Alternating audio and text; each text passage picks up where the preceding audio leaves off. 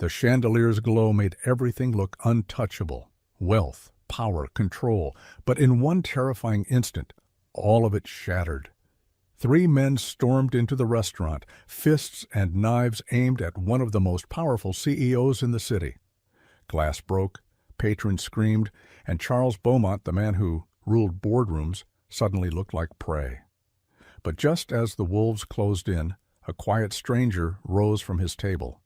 He wasn't dressed for war. He wasn't paid to protect. He was just a single father with a backpack, until his hidden skill changed everything. The upscale restaurant buzzed with quiet conversations and the clinking of silverware against porcelain. A chandelier bathed the room in a soft golden glow, and businessmen in tailored suits leaned over polished tables negotiating deals worth millions. At the corner booth sat Charles Beaumont, a CEO whose name was whispered with both admiration and envy across the city. He had built his empire with sheer brilliance and ruthless precision, turning a fledgling startup into one of the most powerful tech corporations in the nation. Tonight wasn't about business, though. It was about a rare moment of peace, a glass of vintage red wine in hand, and the satisfaction of knowing that everything in his world was perfectly under control. But control, Charles was about to learn, was an illusion. 3 men walked into the restaurant, not dressed like patrons, but like shadows with intent. Their eyes scanned the room until they landed on Charles. They weren't there for food nor for conversation. They were there for him. The first man, tall with a scar slicing across his jaw, moved in with deceptive calm. The second, heavy-set with fists that looked like bricks, followed close behind. The third, lean and wiry, carried an energy that made the waitstaff step back instinctively. Without warning, they descended on Charles's booth. Words were exchanged, short, sharp, and threatening.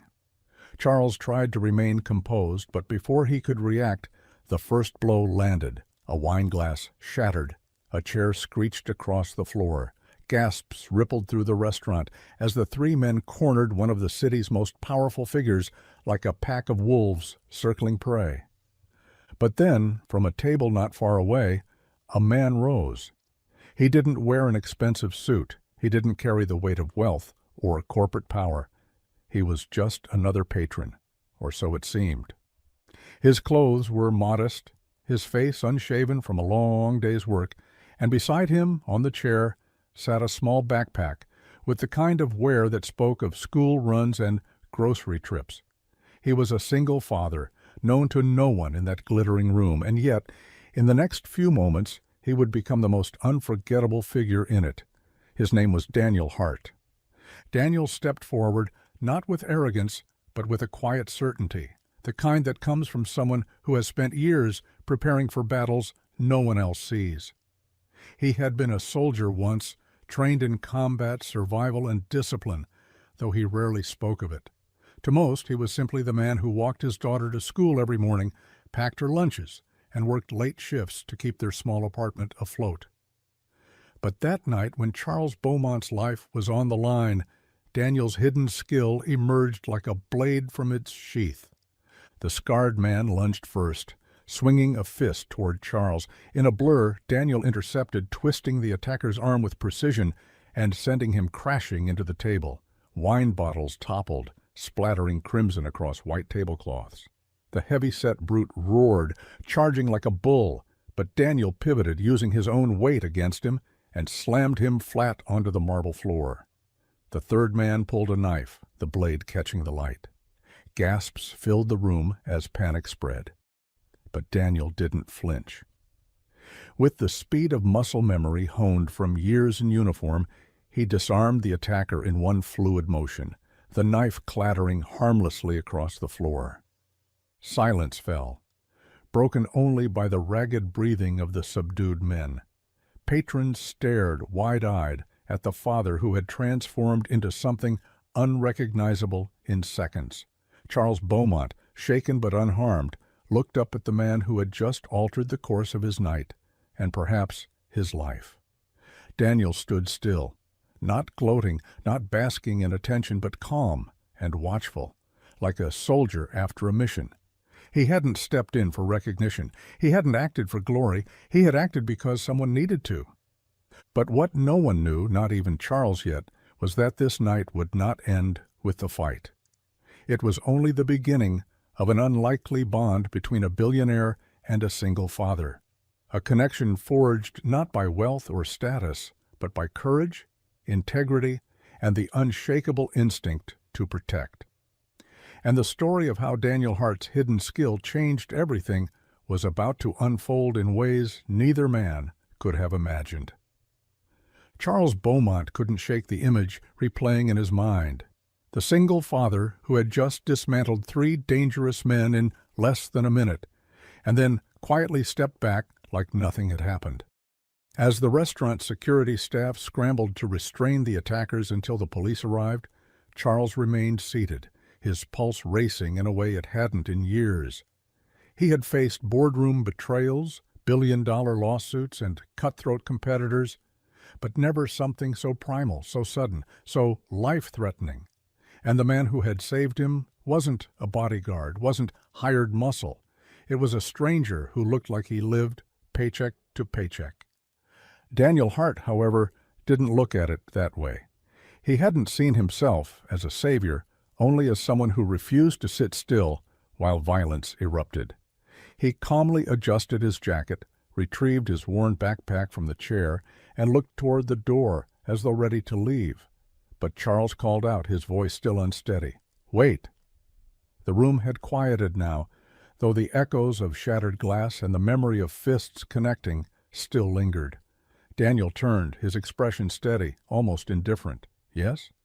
You just saved my life," Charles said, standing slowly. "At least sit down with me. Let me thank you properly." Daniel hesitated. He wasn't a man who craved recognition or reward. He had a daughter at home, homework waiting on the table, maybe dishes still in the sink. But there was something in the CEO's voice, not just gratitude, but something heavier, as though he realized the fragility of his position for the first time in years. Daniel gave a small nod and sat. Charles studied him closely now. The man's hands were steady, controlled. His eyes were alert, scanning exits, corners, the movements of the restaurant staff. This wasn't luck. This was training. "Who are you?" Charles finally asked. Daniel's lips curved into a faint smile. "Just a dad." But Charles didn't believe that. Not entirely. The police arrived minutes later, hauling the 3 men away in handcuffs, yet the questions remained. Who had sent them? Why target Charles in such a public place? As the CEO gave his statement to the officers, Daniel quietly observed, he recognized the men's tactics, their body language. This wasn't a random mugging. It was a message. And messages like that usually came from powerful enemies. When the officers finally left, Charles turned back to Dan. "I don't know how to repay you." Daniel shook his head. "Don't need repayment. You were in trouble, that's all." He stood to leave again, but Charles stopped him with words he hadn't planned. "What if I told you that wasn't the end of it? That those men weren't just thugs, but someone's warning shot?"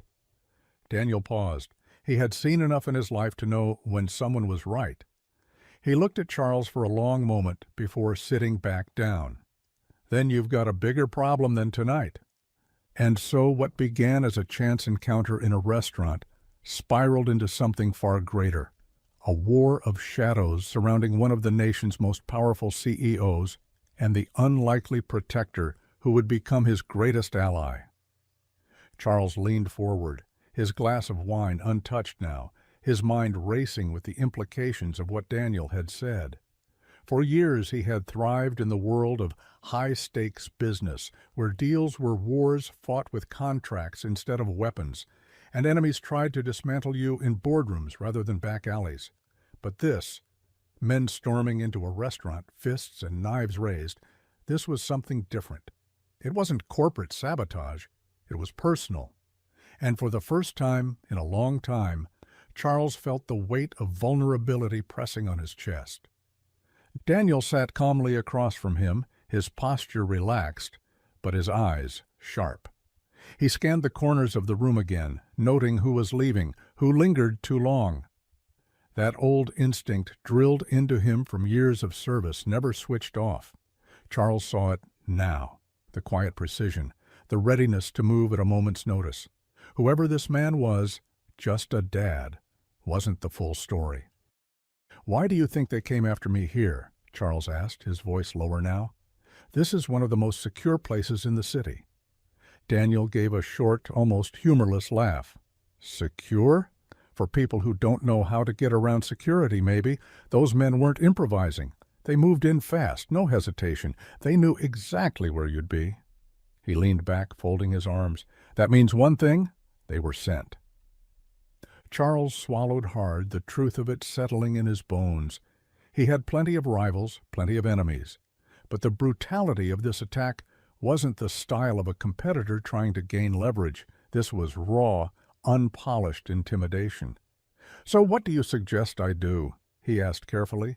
Daniel tilted his head, studying him. "You've got money, influence, lawyers, and probably a fleet of security guards. But money doesn't stop a knife in a crowded restaurant. Whoever's behind this, they wanted you to feel small, cornered, powerless. They wanted you to know they can reach you anywhere." His eyes narrowed. "If you don't change something, this won't be the last time." The words hit Charles harder than he expected. He was used to control, used to having the upper hand in every scenario. Yet here was a man with no suit, no title, no empire, just a father with a backpack, and he was speaking the truth Charles didn't want to admit. For the first time in years, Charles realized that his fortress of wealth had cracks. The waiter returned timidly to clear broken glass, eyes wide as he glanced at Daniel like he wasn't sure if he should thank him or fear him. Charles waved him away. His attention was fixed on the man in front of him. "Daniel, isn't it?" Charles asked. Daniel nodded once. "What do you do, really?" Daniel hesitated, the kind of pause that spoke volumes. Finally he said, "I fix problems." Charles sat back, considering the answer. A man like this didn't just walk away from training like that. There were stories buried under his calm surface, things Charles would probably never know. But one thing was certain. This wasn't someone you crossed. This was someone you needed when the world got dangerous. Charles's voice dropped even lower. "I think I might need you." Daniel looked at him for a long moment before replying. "That depends," he said quietly. "Do you want protection, or do you want answers?" For the first time all night, Charles allowed himself to exhale. He had no idea what path he was about to step onto with this man, but he knew one thing: the night's chaos wasn't over. It had only just begun. Charles Beaumont didn't usually hesitate when making decisions. In the boardroom, hesitation meant weakness, and weakness meant loss. But here, in the wreckage of what had moments ago been a serene dinner, he hesitated. Daniel's question echoed in his mind. Protection or answers? One gave him safety in the immediate sense, the other offered clarity, but with risk, and Charles wasn't sure which he needed more. "I want both," Charles finally admitted, his voice low but steady. "I want to know who sent them, and until I do, I want to know it won't happen again." Daniel leaned back in his chair, his expression unreadable. The hum of the restaurant had returned faintly, though people were still whispering about what had happened, eyes darting toward the corner booth. "Then you're asking for trouble," Daniel said evenly, "because protection means reacting. Answers mean going on the offensive, and once you start digging, you're in their world. They don't like that." Charles felt a flicker of something he rarely did, fear, but alongside it was a stubborn spark. "I didn't build everything I have by bowing to intimidation," he said firmly. "If someone thinks they can scare me into silence, they'll regret it." Daniel's gaze shifted, studying him carefully. He could tell Charles wasn't just posturing. The man's jaw was set with the same determination soldiers had carried when they marched into the unknown. Charles Beaumont was wealthy, insulated by layers of glass towers and luxury cars, but beneath that, there was a core of iron. Daniel respected that. "I'll help you," Daniel finally said, But there are conditions. Charles raised an eyebrow. Conditions? You listen to me when I say something's a bad idea. You don't bring in your security team unless I tell you to, and you don't lie to me about enemies, grudges, or skeletons. If I'm supposed to keep you alive and get you answers, I need the truth, all of it. Charles was quiet for a moment. He wasn't used to demands, not from anyone outside his board of directors. But Daniel's voice carried no arrogance. It was just fact. This was a man who operated in absolutes, life or death, trust or betrayal. Charles gave a slow nod. Agreed? Daniel stood, slinging the worn backpack over his shoulder. Then we start tomorrow. Tonight, go home. Don't be alone. Call someone you trust. Charles opened his mouth to argue, but something in Daniel's tone silenced him.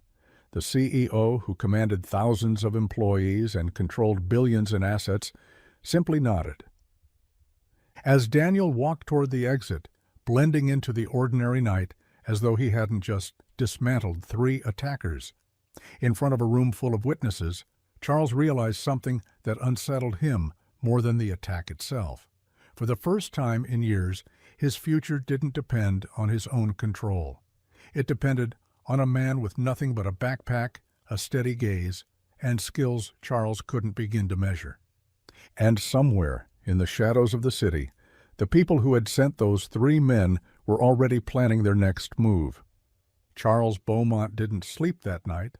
He lay awake in his penthouse overlooking the city skyline, the glass walls reflecting a mosaic of lights that meant commerce, movement, life. None of it felt like control anymore. Every sound, the muted thrum of traffic far below, the occasional chop of a helicopter, pressed on his nerves like a reminder that someone had breached his world. The image returned again and again. A knife catching the chandelier's glow, a stranger stepping in front of him without hesitation. He tried to work. He opened a deck outlining the launch strategy for a product that was supposed to redefine the company's next 5 years. But the bullet points blurred.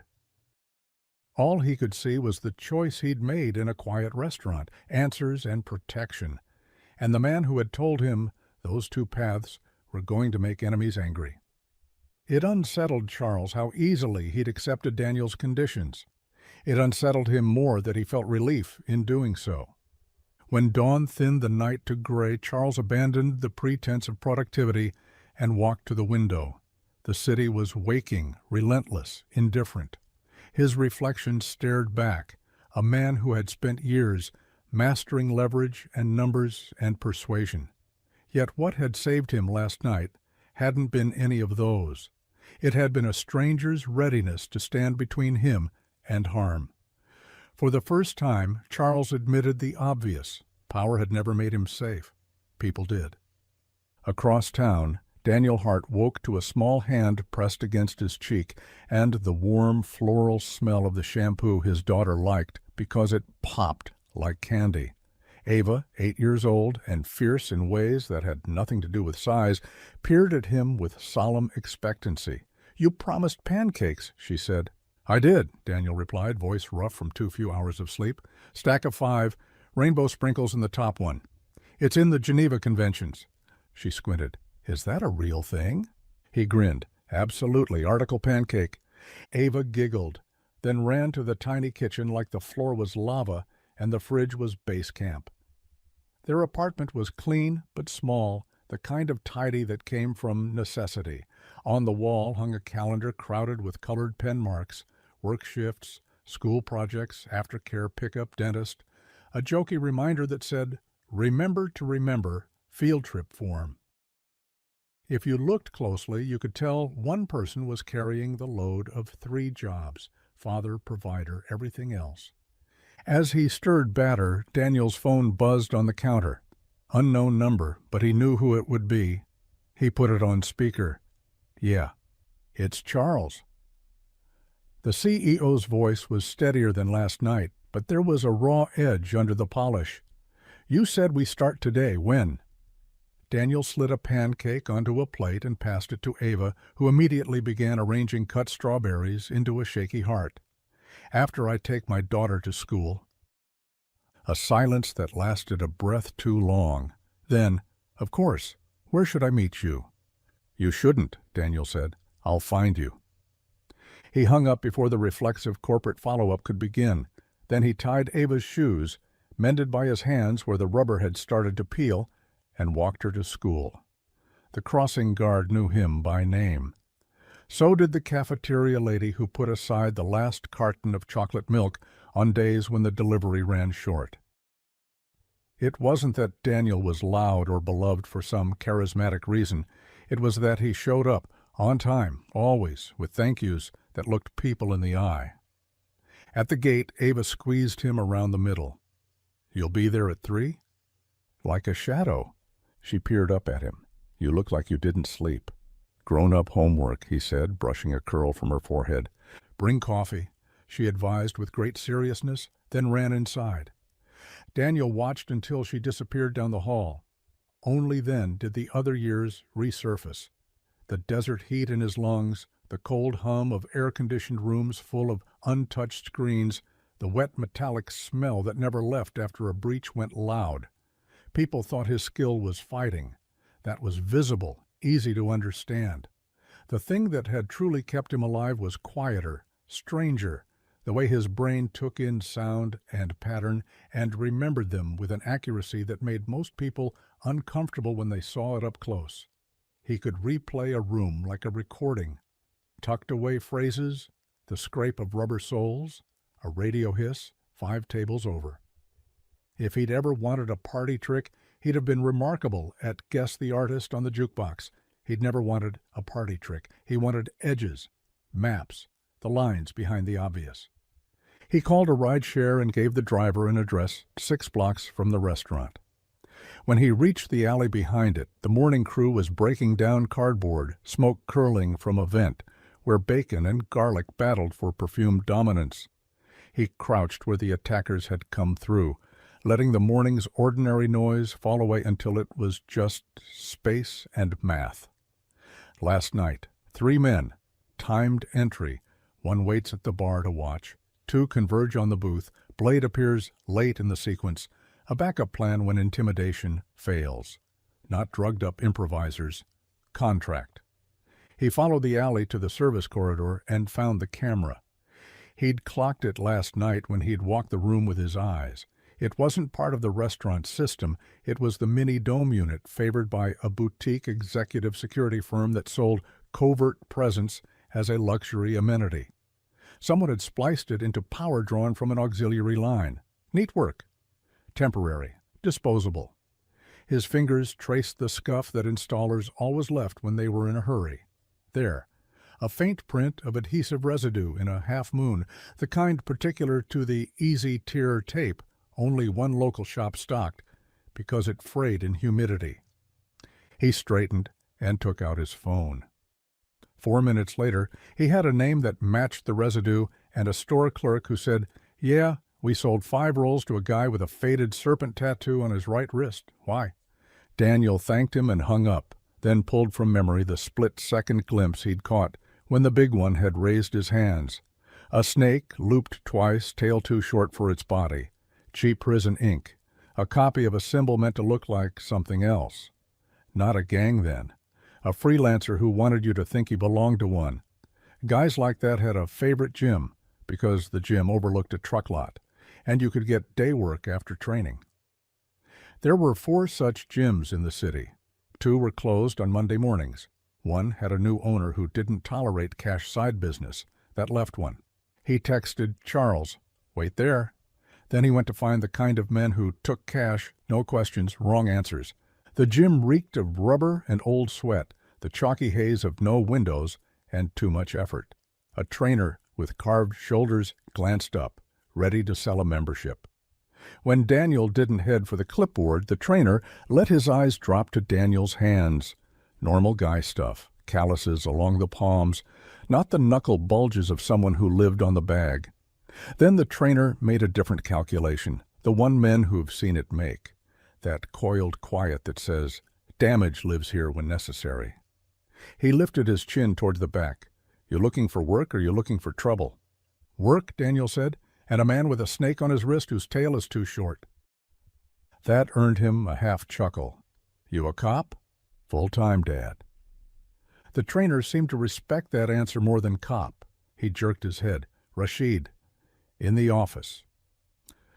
Rashid turned out to be more bookkeeper than boss, sitting behind a metal desk with a ledger that looked like it had survived a flood.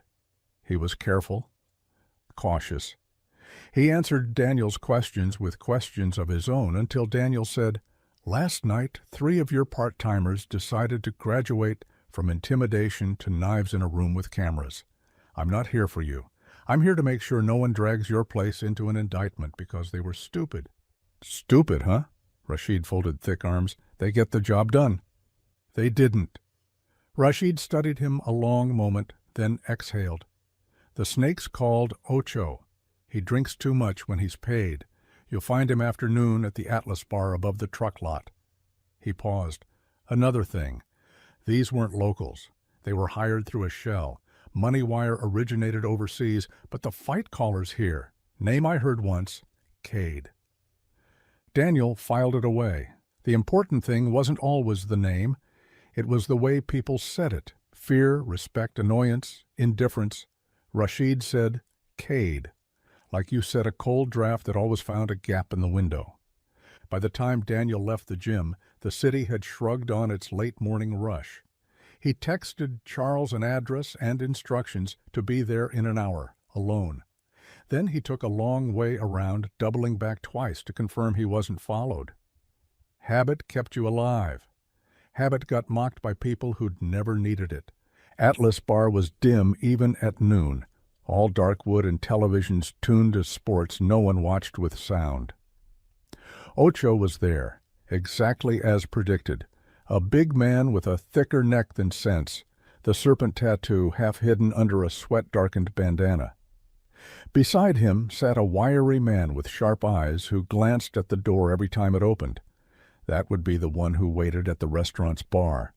Recon type. You always brought one. Daniel slid into a booth along the far wall and let the place settle around him. The music was low, a lazy guitar line under the murmur of one-sided phone calls, the clack of pool balls. He lifted a menu and pretended to read while he listened. The hidden skill wasn't magic, it was attention. It was the way you let sound arrange itself in layers, air conditioner, ice in glasses, a voice that didn't belong here because it cut words off at the ends, like the speaker had been taught to hide homeland vowels. 3 minutes later, he had what he needed, a name said in the wrong part of the bar just once, quiet like a warning, Cade, followed by gate and tonight. Gate could be an actual gate, a code, or a place. In this city, it was also the name of a shuttered warehouse complex by the river that everyone still called Mariner's Gate, because once upon a time a sign had said so. It had fallen down a decade ago. The name stayed. Charles arrived wearing exhaustion disguised as focus, his jacket unbuttoned like armor set aside. He sat opposite Daniel and kept his eyes on him, as if memorizing a new language. "Why here?" "Because you'll see something you need to see," Daniel replied. "Don't look at them, just listen." Charles tried, failed, tried again. He heard men bragging in low voices, a bartender wiping the same glass too long, the crack of a cue. He heard nothing that sounded like a threat or a plan. "I don't—" "Shh," Daniel said softly. He tilted his head, eyes closing for a beat as if he were tuning a radio just so. "There. Gate. And tonight." The man who says it drops his consonants only when he thinks no one is listening. He's local by posture, not tongue. Hired out, brought in. "You can hear that?" "I listen. People think talking is where truth lives." Charles didn't reply, not for a long moment. Then he said, "You're wasted doing whatever you're doing." Daniel didn't answer. He didn't do praise. He did outcomes. "You have a driver?" "I drove." Daniel's mouth tightened in annoyance. "No more. Give me the keys." Charles surprised himself by handing them over without argument. The part of him that always negotiated terms was quiet now, soothed or scolded into silence by the knowledge that he had stepped into a world where his instincts would get him killed. They left by a side stairwell and came out into sunlight that felt too clean for the bar they just left. "You keep saying they want something," Charles said, as Daniel checked the undercarriage with a small mirror. "Why me? Why now?" "You've made a lot of noise lately," Daniel said. "Your acquisition pipeline, the supply chain you're trying to rebuild without the middlemen who like your money.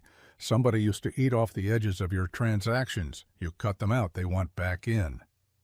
Charles thought of a dozen memos, 100 subtle fights no press would ever know about, a consortium in Eastern Europe that had controlled a logistical choke point, a consulting firm with an immaculate website, and a rotten core that kept promising streamlined solutions while siphoning margin.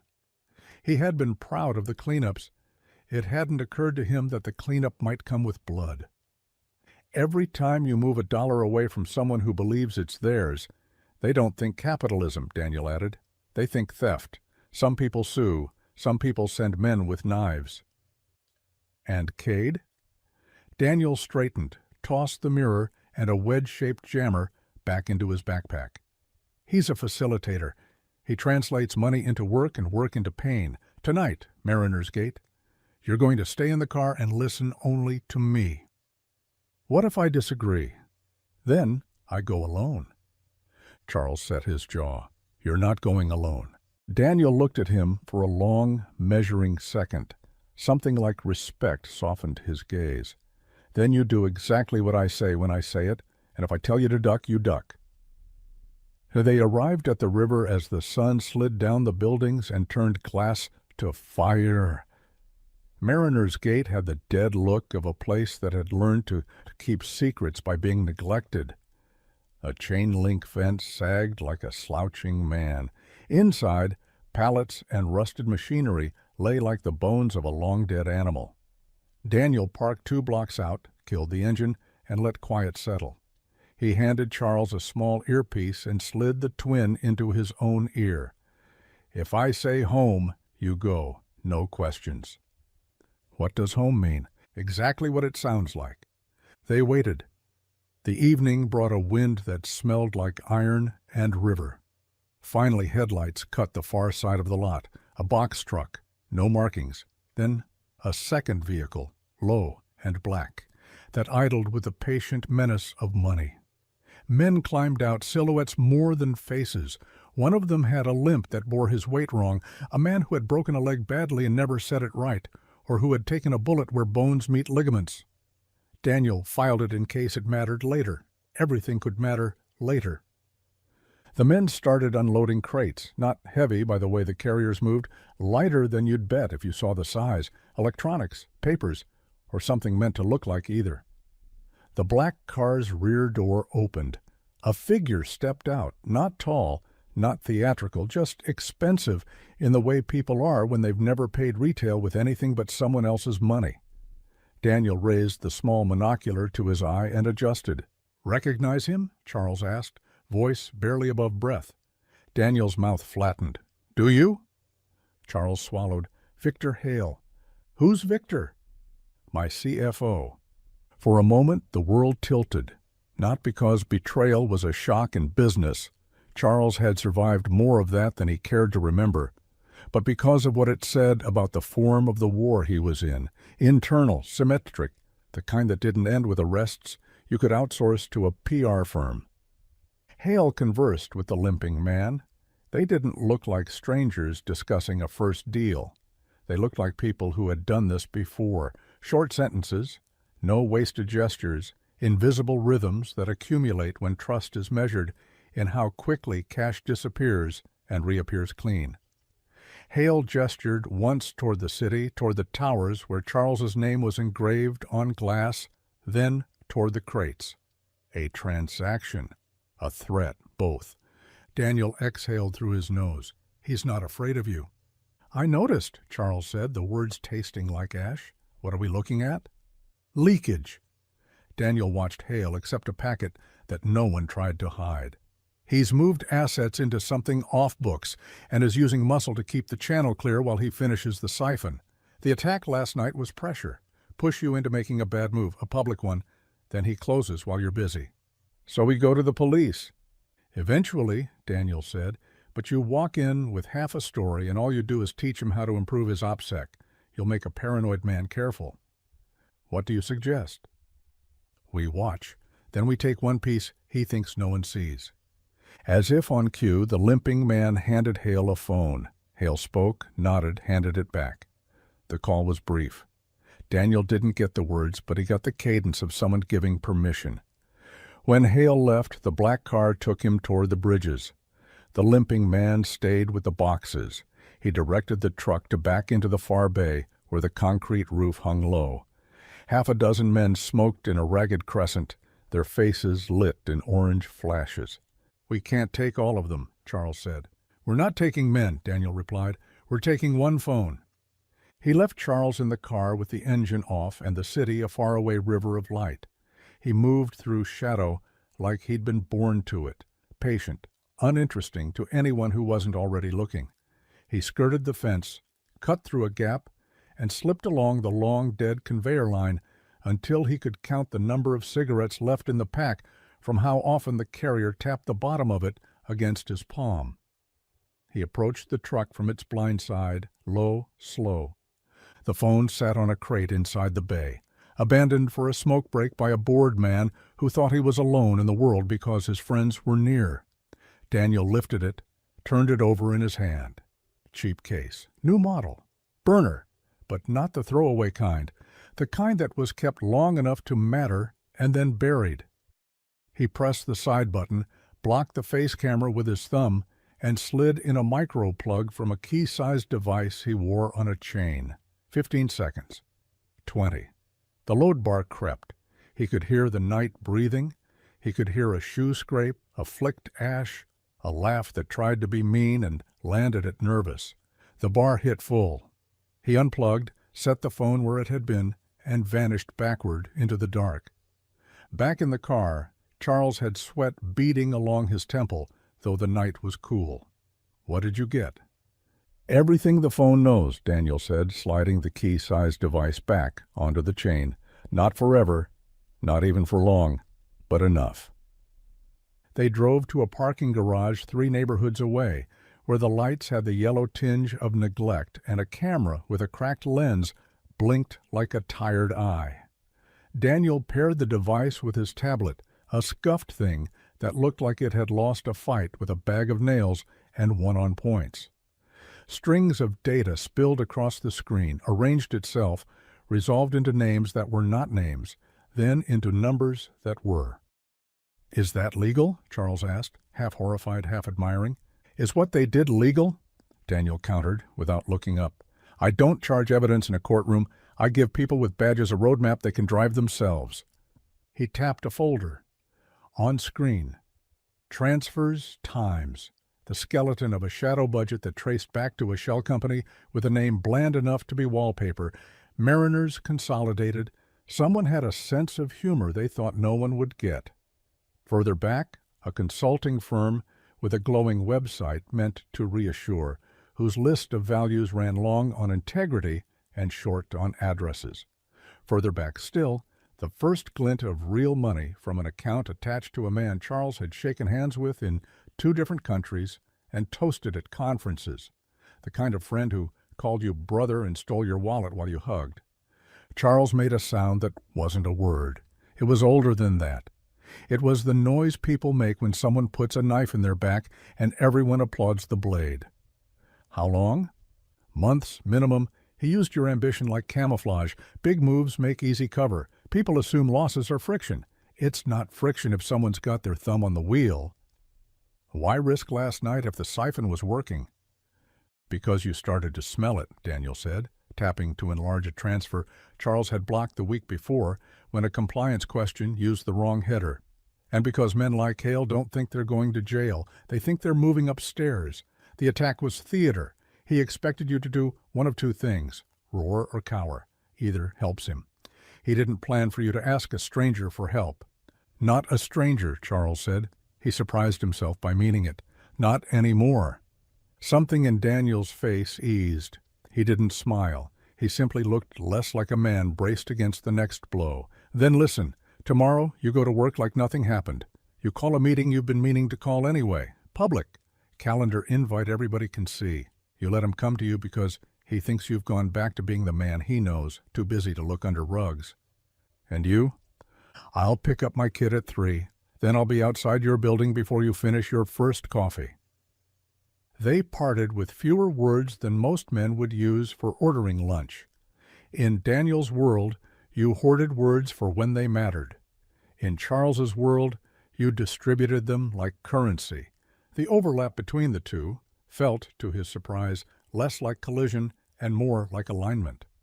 At 3 in the afternoon, Ava burst from the school doors wearing a paper crown that had once been a grocery bag and now read Kingdom of Science in glitter glue.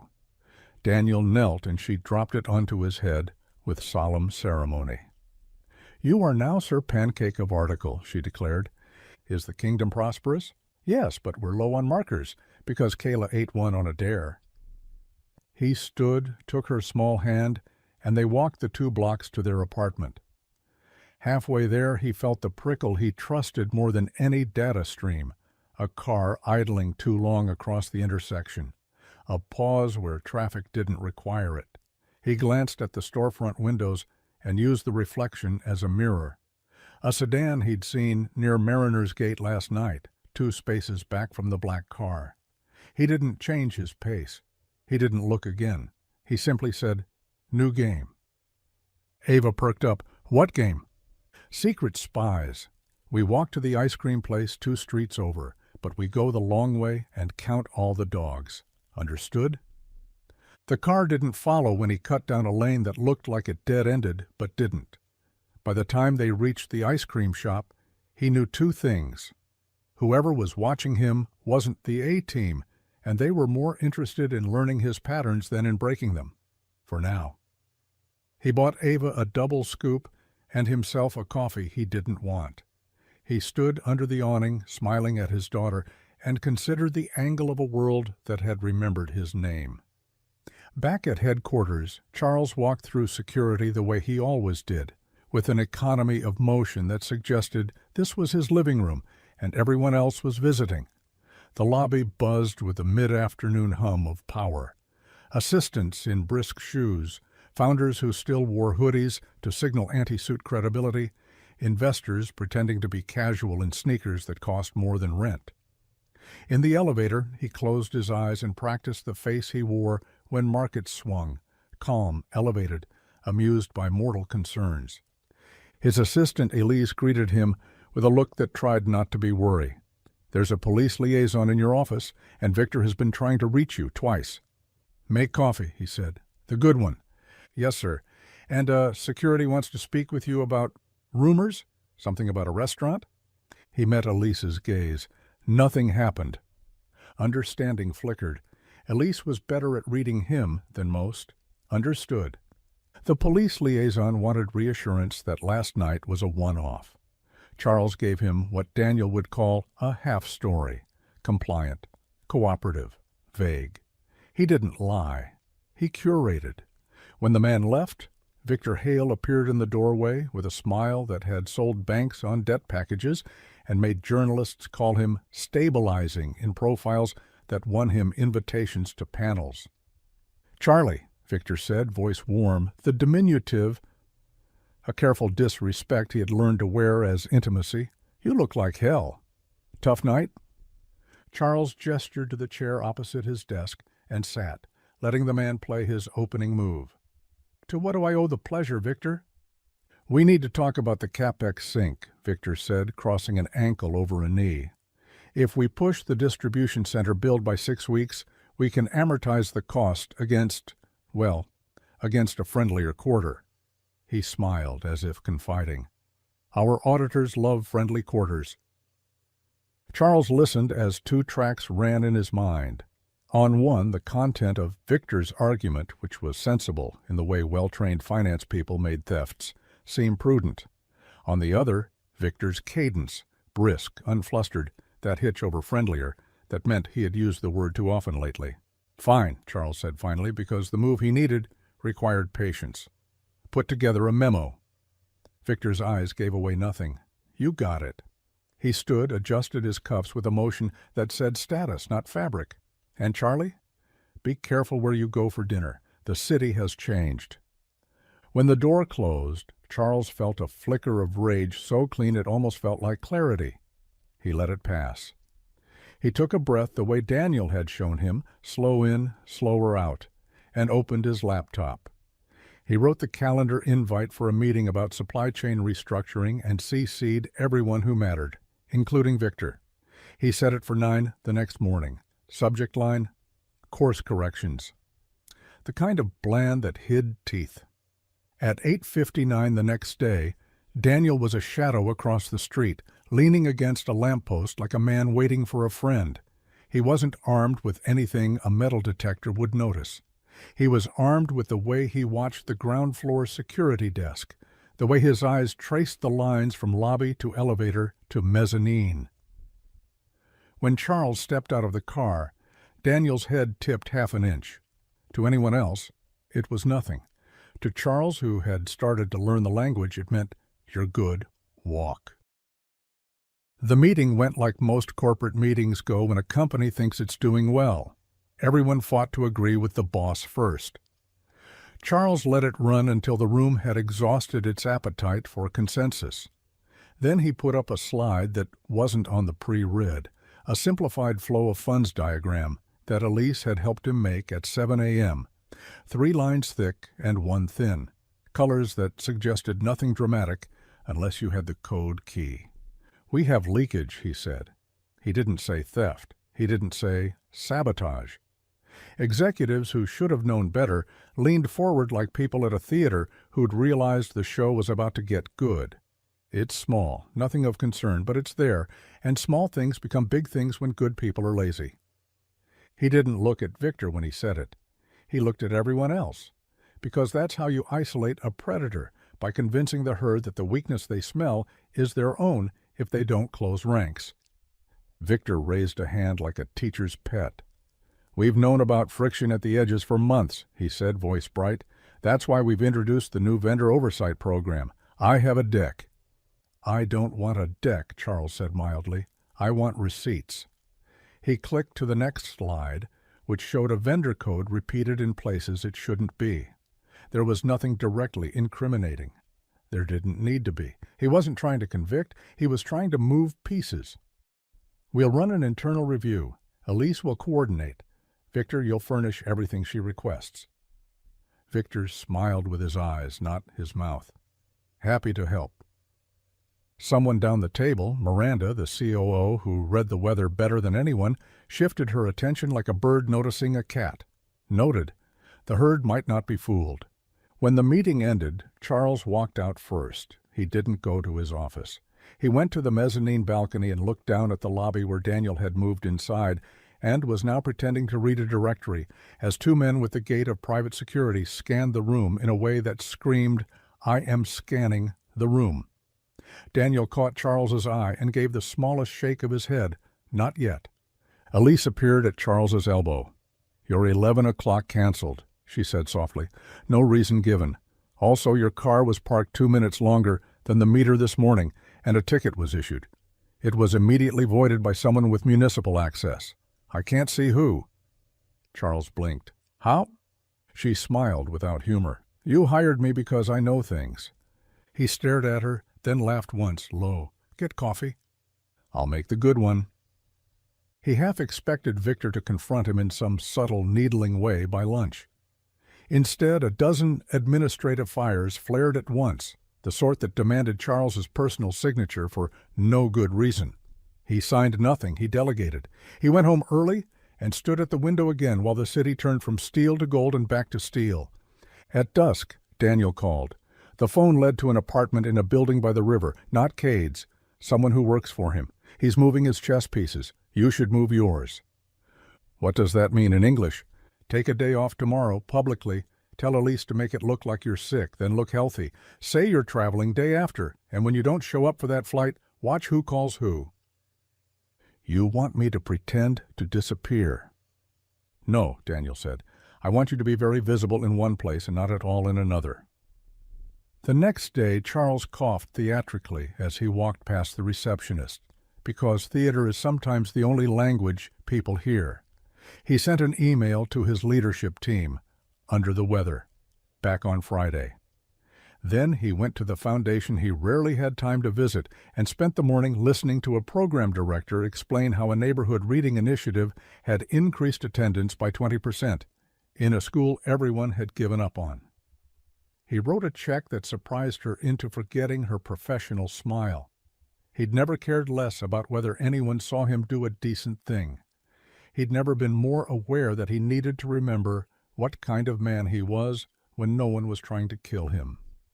At noon, Elise texted, he bought it. Victor rescheduled 3 meetings and pushed an approval through legal that had been sitting for a week. Also, someone called to check if you'd filed a flight plan.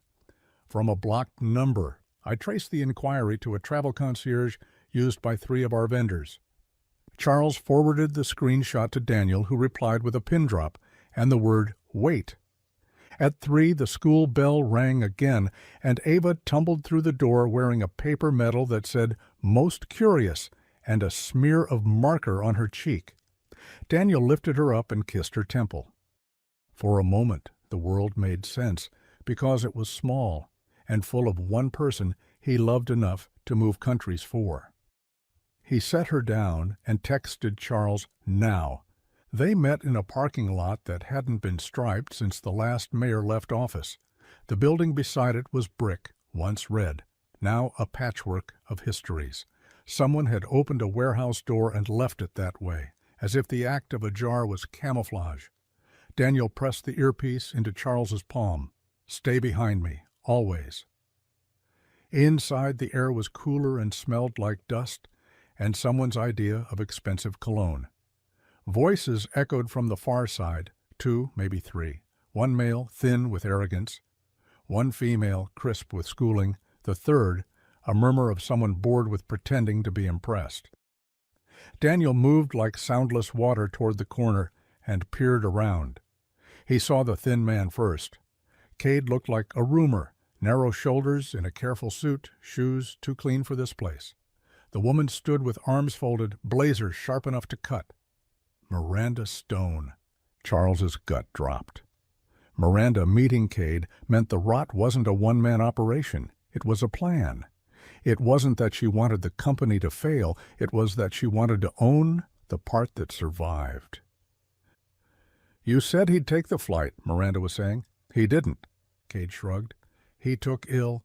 People take ill. I don't like improvisation. Then you should have stayed in college. Miranda's expression didn't change. The Hale transfer needs to complete by Friday. It will if you keep your end. My end depends on you doing yours. Daniel stepped back, brain already building a plan from what he'd seen and heard. He turned and came face to face with a man holding a short billy club and a worse idea. The club swung. Daniel's forearm took it on bone, pain singing. His other hand grabbed the man's wrist and turned it like a knob until tendons complained. The club clattered. Another man lunged from the right. Daniel pivoted, used the first man's body like a door. The second crashed into it with a noise that would bring attention if it weren't for the fact that the music had come on loud in the far room, someone trying to cover a commotion they couldn't see. Charles had frozen for only a second. Then he did the one thing Daniel later told him saved both of them. He didn't speak. He didn't ask a question. He didn't shout a name. He stayed small, out of sight, where Daniel had told him to be, and when Daniel said home, into the mic, Charles turned and left, like the floor had caught fire. They regrouped 2 blocks away behind a shuttered bakery that still smelled faintly of sugar through the cracked window. Daniel flexed his hand and grimaced. Charles stared, not at the bruises blooming on Daniel's forearm, but at the absence of panic in his eyes. Miranda, Charles said, more to himself than to Daniel. I gave her the operations overhaul because she told me the truth when everyone else sold me stories. People who tell the truth can also lie, Daniel said. Sometimes they're better at it. What now? Now, Daniel said, we take away their sense of inevitability. They think Friday is a finish line. We move it to night. How? By being louder than them in the right place. They went to the one person whose job it was to be suspicious for a living and not for a promotion, an assistant U.S. attorney whose inbox was a graveyard of corporate tips and a few live wires. Daniel didn't bring the stolen data. He brought the map. He didn't accuse Miranda or Victor by name. He traced the shape of a siphon and the shape of a meeting in a warehouse at dusk and a phone that had made too many calls to a concierge who specialized in making men disappear without leaving their families the courtesy of a note. He let the AUSA ask questions until she convinced herself. He knew the type. They didn't want to be pushed. They wanted to be right. By midnight, orders were drafted. By 2, a magistrate signed off because the map made too much sense and the risk smelled like urgency. At 4 a.m., while the city lay in that thin, uneasy sleep where trucks own streets and bakeries wake ovens, a different team watched Mariner's Gate and another watched a mid-level fixer's apartment by the river. At 6, doors opened that didn't expect to, and men who thought they were ghosts learned that ghosts can be handcuffed. At 8, Charles walked into the building fresh-shaved, no cough, blue suit that said, "We're fine." He convened a surprise all-hands that was part morale, part theater, part trap. He spoke about values the cynical had mocked and the tired had forgotten. He spoke without slides and stopped before anyone could resent the time. Then he said, "We're going to tell a better story with our numbers, starting now." Half the room clapped because they were supposed to. The other half clapped because something in his voice sounded like a man who had remembered a promise to himself. When he finished, he walked off stage and straight past Victor, who stood with a face arranged as wise concern. He went to Elise's desk. "Any calls?" "A few," she said. "Miranda's assistant says she's out this morning. Victor canceled his 9 and 10, and this came for you." She handed him a thick envelope with no return address. Inside, a photograph of Charles at the school gate from the day before, his hand on Ava's head. The message on the back was a single word in block letters: maybe. The walls of the world narrowed to a point. He handed the photo to Daniel, who had appeared as if from the floor. Daniel looked at it once and then at Charles. "You breathe," he said. "You don't make new promises to yourself out of fear." "They followed you," Charles said, the words tasting like guilt. "They found me," Daniel corrected, "because I showed up. It's different." He slid the photo back into the envelope and tucked it into his jacket. He wanted to say he can, not that he will. It's leverage. We cut the rope. How? By making his coordinator disappear from his board. At 11, news broke that would have been unbelievable if anyone had still believed in the impermeability of suits. Federal warrants executed at Mariner's Gate and the River Apartments, seizures of records from a consulting firm with a glowing website whose servers weren't as clean as its fonts. The headlines didn't name Victor or Miranda. The pictures didn't show them. But inside the building, the ripple was its own kind of tsunami. People who had wanted to align with the future suddenly found themselves unsure which direction was forward. Victor came to Charles's door with a face like an apology he couldn't quite access. "We should talk." "Later," Charles said, and sat with the sentence like a note that never resolved. By 3, Ava was out of school and eating an orange at Daniel's table, swinging her legs. "Did you stop the bad guys today?" she asked casually, like she asked about whether they had milk. "We slowed them down," Daniel said. "Sometimes that's what stopping looks like." She considered this with 8-year-old gravity. "Do they know you're a good guy?"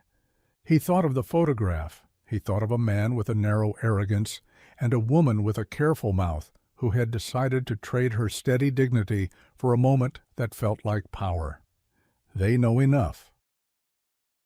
That night Charles stood again at his window, tired in a way that came from fighting the invisible. He thought of the first night, the knife catching the chandelier's light, the stranger stepping into the space where fear had been.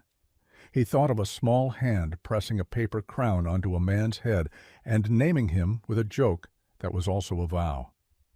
He took out his phone and wrote a message he wouldn't have known how to write a week ago. To Daniel, "Thank you is too small, but thank you. Dinner on me when it's over." Daniel replied, "When what's over?" Charles stared at the blinking cursor, then typed, "The part where we build a life where knives are not the point." The reply took longer this time, then simply, "Working on it." 2 mornings later, the arrests became names. Not all the right ones, not yet. Enough to shift the wind, enough to make men who had believed they were fireproof feel heat. Victor arrived at work looking rumpled for the first time in known history. Miranda didn't arrive at all. Her resignation email went out at 9 with words that sounded like a consultant had been paid by the syllable. The board called an emergency session at 10. In that session, someone asked a question that would have broken Charles's heart a week ago and now only made him tired. Should we retain outside crisis communications? No, Charles said.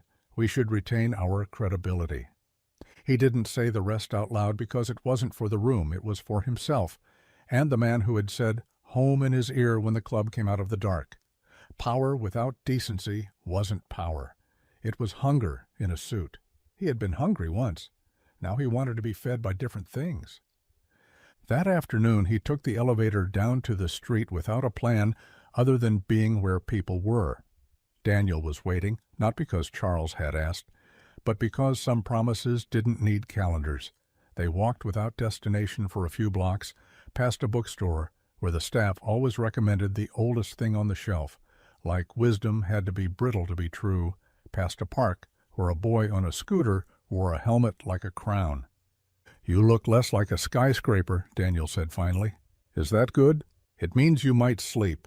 Charles managed to laugh. "Can I ask you something?" "You can ask."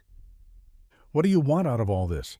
"I know what I want. My company back, my people safe. You could have walked out of that restaurant and never thought about me again. Why didn't you?" Daniel watched a city bus pull away from the curb in a plume of diesel breath. "Because my daughter is going to grow up in a world built by men who either stand up or sit down when it matters. I want to be the kind of man who stood up." He glanced at Charles. "And because once, a long time ago, someone should have stood up for me and didn't. You don't forget those shapes. You try to redraw them when you can." They reached the corner where the light always took too long to change. Charles looked at the reflected windows and saw, for a heartbeat, not a CEO and not a soldier, but 2 fathers trying to arrange the world so their children inherited something other than fear. He said, "There's a board seat opening." Daniel snorted, "Hard pass." "Head of security." "With hiring authority?" "And a budget that doesn't insult you." Daniel didn't answer. He didn't have to. The light changed. They crossed. In the weeks that followed, the headlines cooled, but the work didn't. The siphon unwound slowly, like a knot that pulled tighter before it loosened. Miranda disappeared into council. Victor pleaded into cooperation and tried to sell what he knew as redeemed wisdom. The fixer with the narrow arrogance vanished from Mariner's Gate. He didn't vanish from the world. Men like that didn't vanish. They waited. Daniel knew that and organized accordingly. He built systems that looked like humility, training for receptionists who noticed things, protocols for executives who were used to breezing through doors without looking. He made the building's safety feel like a culture instead of a rule. People started to say his name with the quiet gratitude reserved for the person who notices you exist when nothing is on fire. Charles returned to the foundation and the schools and the small places where decency felt less like strategy and more like ground. He didn't make donations with press releases. He made commitments with calendars. In boardrooms, he stopped saying, "We value transparency the way people do," when they think words can launder intent. He asked to see the ledger and sat with the math until it made sense. He became, to the irritation of some and the relief of many, tedious about the truth. One late afternoon in the small office Daniel had been given, that looked more like a supply closet because he preferred it that way, Ava did homework while her father tested a new badge reader. She looked up suddenly, as children do when their private weather shifts. "Dad, are we safe now?" He didn't lie. He didn't say, "Never again." He said, "We're safer than we were." She nodded as if that answer matched the test key she held in her head. Okay. She went back to her math. He went back to the badge reader, and in a tower of glass that had once felt at once like a fortress and a target, two kinds of safety, one in numbers, one in people, found a way to share the same room. On a night that was ordinary in the way you only notice if you've had too many that weren't, Charles sat at his window again. He didn't count helicopters. He didn't track the lights of ambulances as omens. He watched the river move and imagined the city as a machine and a garden at once, something that required maintenance and care. He picked up his phone and typed, "Dinner?" Daniel answered, "Bring sprinkles." So Charles did. He put a jar of rainbow sprinkles in a paper bag and walked through a city that had not become kinder, only more honestly itself. He stopped outside a door without a doorman. He rang the bell, and when it opened, he held up the bag like an offering. Ava squealed, "Article pancake." "Sir Pancake," Daniel corrected mildly, but his eyes warmed. They ate badly cooked pancakes at a small table and laughed too much at jokes that weren't that good. At some point, Ava fell asleep on the couch under a blanket with cartoon whales. Daniel stood at the window of his own small world and looked at the street lamp that spit light like a tired star. He said, not turning, "You know he'll try again, or someone like him will." "I know," Charles said, watching his daughter breathe. "Then we keep building what holds." "We will." Outside, a car thumped past, bass heavy enough to rattle glass. Inside, quiet returned like a decision. The men who wanted leverage would wake in the morning and try again to make the world bend in ways it shouldn't. That was what men like that did. The men who had decided to stand would wake too. They would make coffee. They would walk children to school and sit in rooms where numbers were either stories or lies. They would carry, not control, and they would call that strength. And when a knife flashed somewhere in a room meant for peace, someone would step forward without ceremony and put themselves in the space where fear lived. The chandelier would catch the light again. So would the small, stubborn hope that had nothing to do with money and everything to do with what people chose to do for one another when power made it easy not to. Charles Beaumont found himself staring at the photo again late that night. Ava's small head tilted into Daniel's hand at the school gate, her backpack strap slipping from one shoulder, her smile caught mid-laugh. It wasn't just a threat, it was leverage, a message etched onto glossy paper meant to remind him that walls of glass and money didn't protect against eyes in the street. He sat in his office, city lights gleaming behind him, and realized that this fight had already stretched beyond corporate sabotage. They hadn't just come for him. They had come for anyone standing too close. He thought about calling Daniel, but he knew better than to disturb a father at home with his daughter asleep down the hall.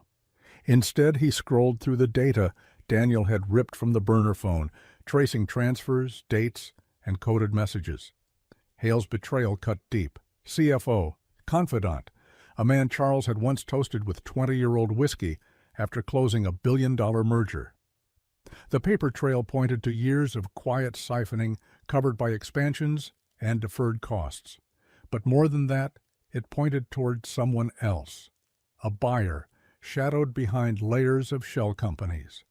At dawn, Charles was waiting in the cafe 2 blocks from Ava's school. When Daniel walked in, shoulders hunched in a jacket too thin for the morning chill, Charles slid the folder across the table. "It's not just Hale," he said. Daniel scanned the numbers, his expression unchanged, but his jaw tightened. "Of course it isn't. Men like Hale don't build empires. They feed them. The one you want is still in the dark." "Then how do we drag him into the light?" Daniel looked at him steadily. "By making him think you're weaker than you are, by making him come closer." That afternoon, Charles announced a sudden leave of absence from his company, citing health reasons. The market shivered, competitors whispered, and Victor Hale's smile at the emergency board meeting was just a little too quick. Behind that smile was the belief that the empire's walls were crumbling. But Daniel was already moving. He tailed Hale's courier through the crowded train station, memorizing his gait, the way he favored one side, the scar above his collar that peeked out when he shifted his duffel bag. He followed him to a riverside warehouse, where Hale himself was waiting. Hidden in the rafters, Daniel recorded everything. Victor handing over ledgers, the courier passing a flash drive, the words, "Our buyer," muttered like a prayer to a ghost. When Daniel replayed the audio for Charles that night, the CEO sat very still. "That voice," he said quietly, "I know it." The name landed between them like a stone dropped in deep water. It wasn't just a competitor.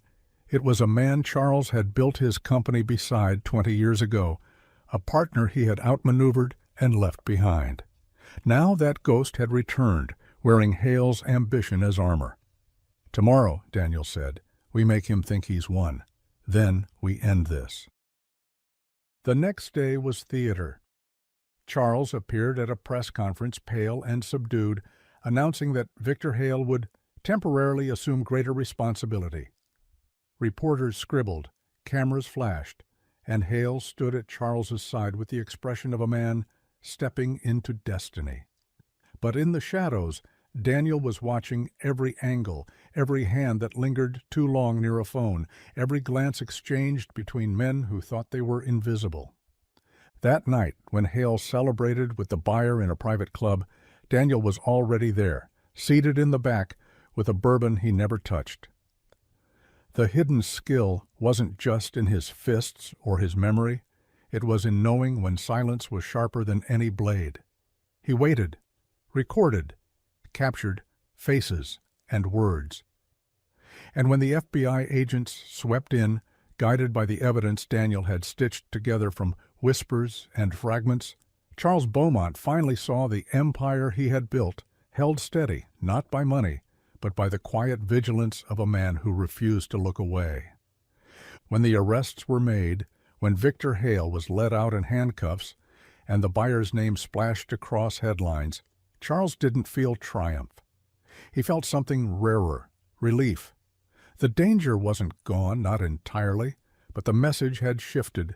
He wasn't untouchable because of wealth. He was untouchable because of the people who chose to stand with him. Later, in Daniel's small apartment, Ava insisted on making pancakes even though it was midnight.